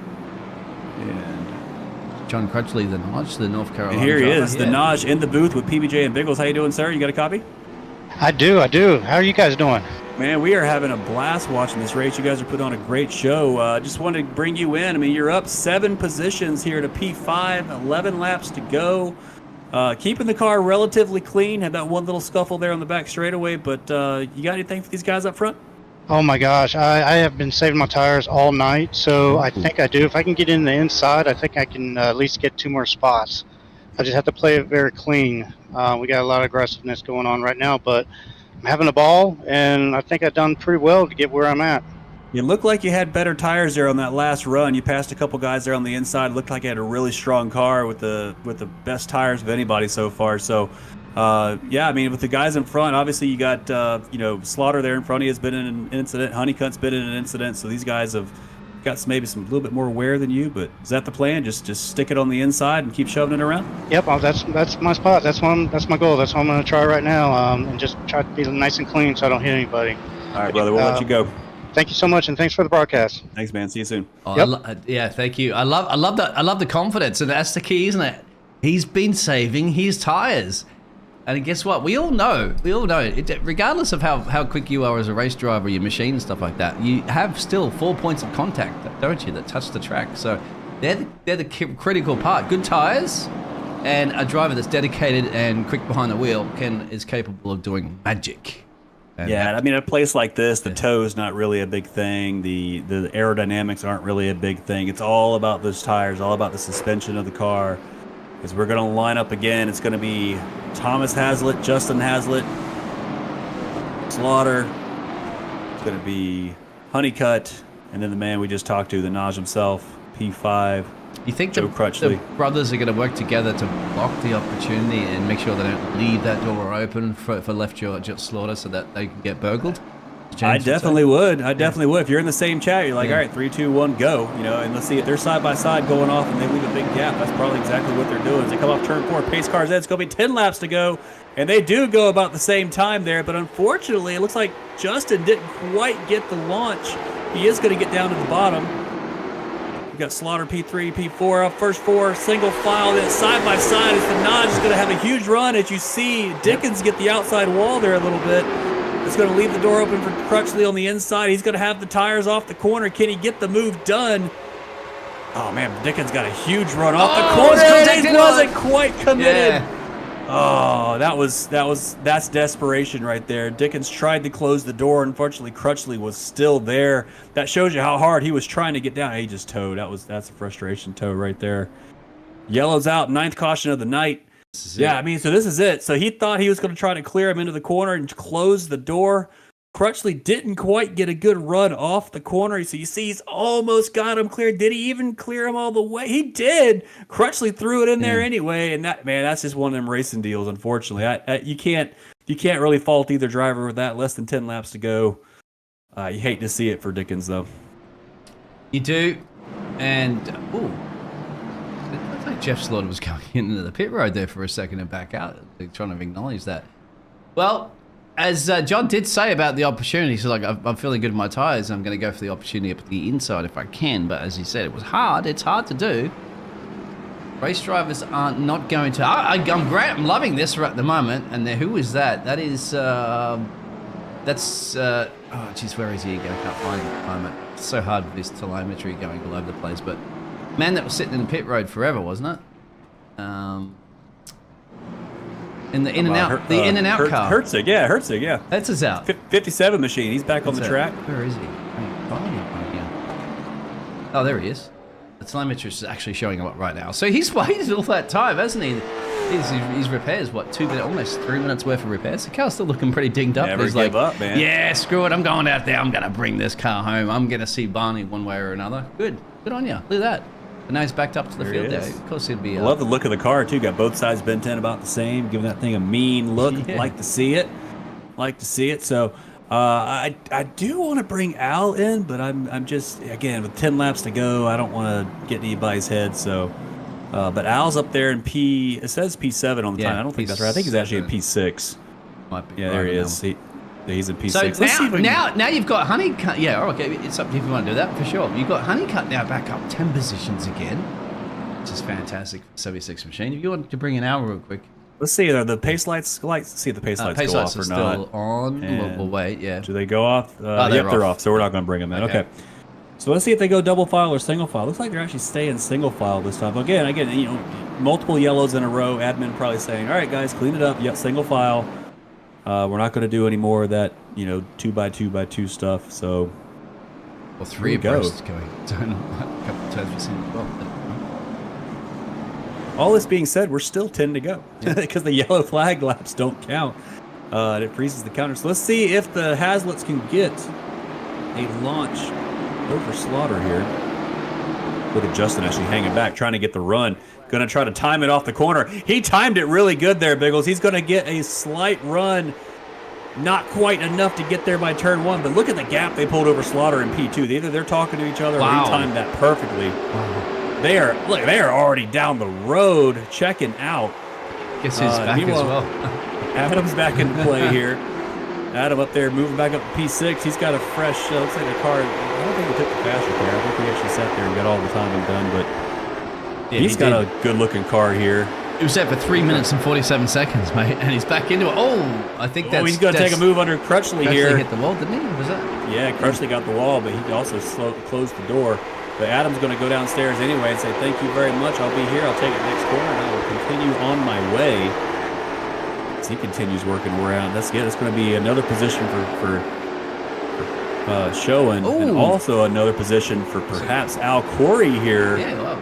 So Crutchley's all of a sudden, he's tapping the wall. Broadcaster's curse, man. It must be, after we just mentioned before about how he said, "Lane, my tyres are feeling good, maybe that little contact before."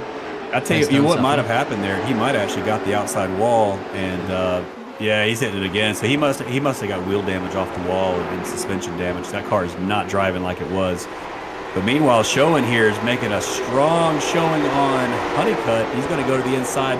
5 laps to go. It's going to give him another position if he can clear Honeycutt. We've seen Honeycutt be strong on that outside, and he's still there. Is he going to try to close the door? No, he's going to leave it open a little bit. Schoen's going to come through. That's going to leave the door open as well for Al Corey, who's going to try to get the move done. 4 laps to go. Yeah, look at that. The gap between the brothers as well is massive. Yeah, it's massive. Justin's just bang. But Justin's like, all right. And we missed the move for the lead. Justin somehow got past Thomas again and got back into P1. So I missed that. But the battle now for P5 here is really ramping up as Corey is finally going to clear Honeycutt. Honeycutt's going to lose 2 positions here in the last 5 laps or so. Can he have anything left to battle out Corey? Yeah, I mean, Adam here, and then I think Jeff's going to settle for that podium position unless Thomas, who's in P2, makes a mistake. And look at that. Look, where? Is anybody up the road? It's Justin with 2 to go. So far, there must have been, I was wondering if there's a little contact and basically maybe parents or something have stepped in there and gone, okay, all right, boys, no, settle down. We're not having any of this. We're bringing these cars home 1 and 2, regardless of what order. White flag, 1 more lap to go for Justin Haslett, the 027 car. I will have to swap back to this because this is getting spicy here between these two. The last possible chance, but we're going to know that Justin is going to cross that line and win this race. 2nd win in a row. Yeah. Nashville Fairgrounds winner Justin Haslett's going to take the win. Coming off is going to be his brother Thomas Hazlitt. Then Adam Schoen does work his way up to P3. Wow. Gets the move done over Slaughter there in the last 2 laps. What a run for Schoen. I mean, that was a power play all day. He couldn't quite get up front, but I mean, definitely last to third, and then with the big incident. Jeff and Al are exactly the same times across the line. Exactly. I don't know how that's going off. Let's have a look. So you got Slaughter here on the outside. There's Al. Yep. So did Al what happened to Al? This is a photo finish then, for sure. Well, it's not these two though, right? It's going to be Al and it's Al and Jeff. Oh, it is Al and Slaughter. You're right. Yeah. I'm sorry. Okay, so here we go, side by side. Who's going to take it across the line? It's identical times on the timing tower. Gosh. It's identical. They gave it to Slaughter on the timing sheet. Slaughter got the win, but it must be more decimal places than we have in our system. But there you have it. Nashville Fairgrounds in the book. Triple Bypass Racing League late model action. Your winner is going to be Justin Hazlitt. He started from pole, led most of the laps, had a little nice battle there with Thomas midway through, but eventually settled in and won the race. Thomas Hazlitt's going to be P2. Adam Schoen, great drive, last to third, and even more impressive, I think, last to third in the last 20 laps or so after his incident. Jeff Slaughter's going to be 4th position, Al Corey P5. And it's going to be Honeycutt, Herzig, Jeffries, Crutchley, Halda, Hood, Dickens, Cantrell, Harcum, Hyatt, Parker, Harmon, and John Campbell routing out the field of 18 drivers. Yeah, I'm just gonna see if anybody, if we can get the brothers for a quick chat. I don't know, as you said, that they're around at all. Yeah, let's grab. I'll tell you what, I'll grab Adam real quick though. Yeah. He's there, P3 finisher. Yep. We'll bring Mr. Schoen back into the booth, and he made it to P3 in the end. Welcome back, Mr. Schoen. How are you, sir? I'm hot. I'm sweating, but I'm good. Man, what a race. Last place after the heat race incident. You know, you had a very exciting run through the field. I know, unfortunately, the broadcaster curse bit you because the next restart, the huge incident on the back straightaway, took the repairs. Talk us through the last 20 laps or so, though. You're working your way back up to the front after taking those repairs. Well, I'm not going to lie to you. I went into pits. I was going to call it quits. And actually, I had Oliver Turan actually spotting for me, and he just couldn't make the race, so he figured it would help me out. And he's like, caution laps don't count. And I was like, oh, yeah. So I went back out, and he just helped me through. So I really have to thank Oliver for the whole night. I mean, he did a wonderful job helping me. That's it, man. Never give up. Keep fighting. And I'm glad you actually you said that. You're right. Caution laps don't count. And I never even connected that through the race that you can take full repairs in the pits and not be penalized for it. So great strategy there. Give your spotter a nice drink or something later for the tip. But strong finish, man. Did you think you had anything for the Haslets there? If you did, were able to catch them and get there? I still think I had something. Once I checked my tires at the end, I mean, they were still pretty decent. I mean, they weren't great. I mean, they were like in the 30s, but that last green at that 9 laps to go, and I went to the outside, I pushed the car as hard as I could. So I'm pretty sure I burned up everything I pretty much had left. But I mean, they're fast. I mean, they really are. So if I can compete with them and get around them, then I think that's a victory to myself. But it's nice having them here. I mean, they're really fast. It, makes you work towards something. And so it makes you feel good when you can hang with them. But I don't know how much he was saving. So. Right. Talk us through the incident with you and Brian off of turn 2. I accidentally started in first gear instead of second. He got the jump, and I pushed my nose in there, and I felt bad that I spun him. That's just not how I race. I just was, I guess eager to get there. I just came off from the back, and I was like, I made it this far, let me push. But it was really, it was totally my fault, and I apologize to him. Short track racing, though, that kind of things happen, and I promise you, he wasn't the only one that happened tonight. So, anybody you want to thank?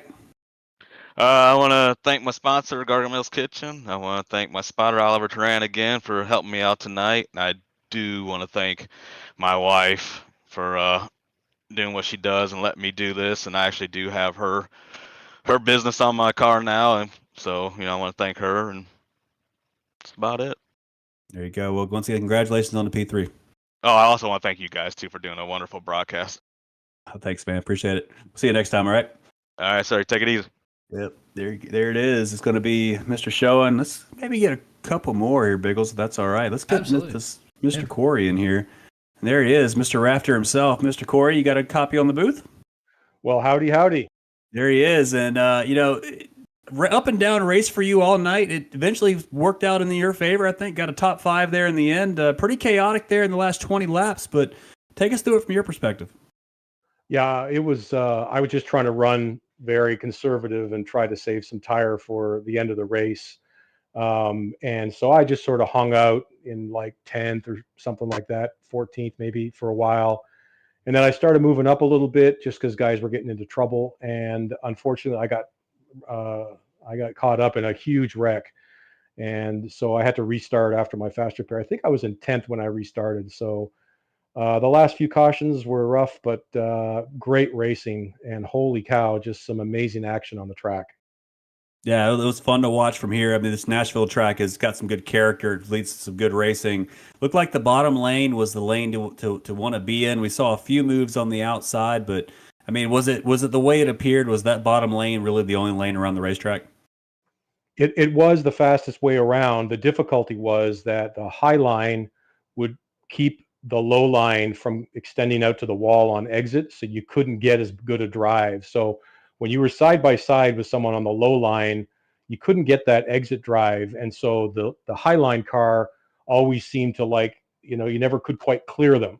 So it was really tough to pass. It was tough to pass everywhere tonight. It was brutal, but what a great track and great driving by everybody. Absolutely. So next weekend, I think we're going to, is it USA? Is that what I saw earlier? I got to pull it up and look at it again. But it could be another short track is definitely on the list. Five Flags. I was going to say five Flags. We're in USA already. What do you mean? Yeah. So Five Flags Speedway, another short track, 105 laps. Got anything planned for that one? I just love short tracks. I love everything about short track racing, and these cars are just so great to drive. So, looking forward to it. And thanks to you guys for another terrific broadcast. I can't wait to play it back. And shout out to all my fellow triple bypass admins who helped keep this league going. You had a photo finish too, my friend. A photo finish with Jeff. I mean, our telemetry didn't go that many digits, but it is up on the timing tower right now there. So it's behind the leader, 3.325 and then 3.328. So you lost out by what? Is that 300 thousandths of a second? Something like crazy like that. 3,000ths of a second. Man. Yeah, I thought I might have snagged fourth, but there's a perfect example of what happened. He and I were side by side. Who was that, by the way, in fourth? It's Jeffrey. Jeffrey. Yeah. This is a picture of it. This is a replay of it right now on your screen. Oh, I see it. So there's the problem again. As we exited that corner, I couldn't put the power down and head to the wall. I had to sort of pedal it a little bit. So he had just a little bit more momentum, but.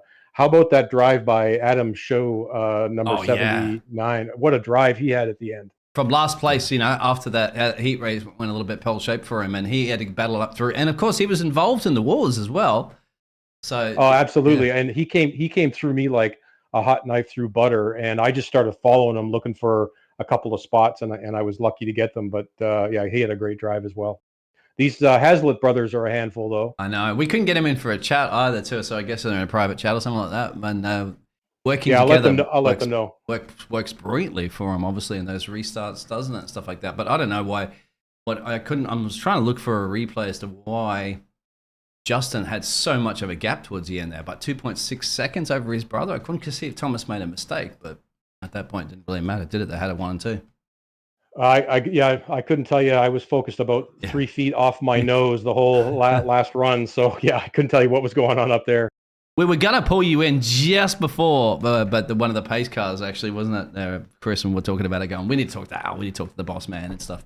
But we unfortunately, it was going to about to go green, so we didn't want to bother you with that. But I'm happy to jump in here with you guys after the race. And thanks again. And we'll see you down the road. Thanks. All right, Al. Have a good night, man. See you guys.